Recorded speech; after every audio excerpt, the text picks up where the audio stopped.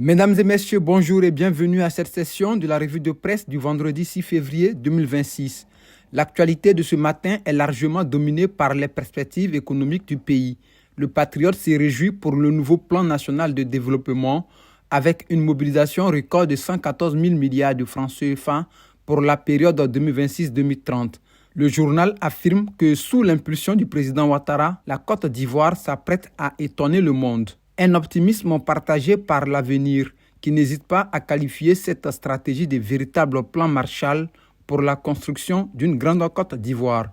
Une dynamique confirmée par les institutions internationales. Dans les colonnes de Fraternité Matin, Kenji Okamura, directeur général adjoint du FMI, affiche sa confiance et rassure.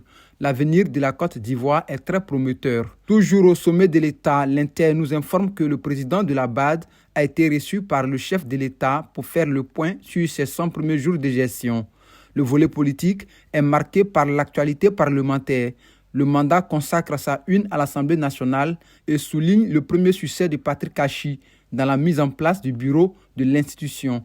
Le Jour Plus révèle que plusieurs députés se trouveraient actuellement en situation d'incompatibilité.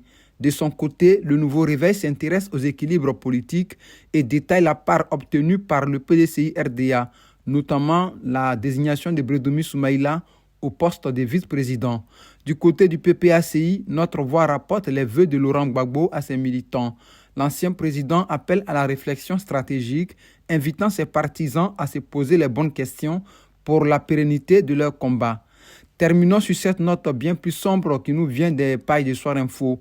Le journal nous apprend qu'un drame a secoué le quartier d'Angré dans la commune de Cocody, où un agent de la police criminelle a été retrouvé sans vie, mort d'une balle dans la tête. Désormais, profitez du mandat numérique. L'actualité sans frais en cliquant sur www.lemandatexpress.net. Offre gratuite tous les vendredis. Mesdames et messieurs, merci de nous avoir suivis. Nous vous donnons rendez-vous lundi pour un autre numéro de la revue de presse. D'ici là, portez-vous bien et que Dieu protège la Côte d'Ivoire.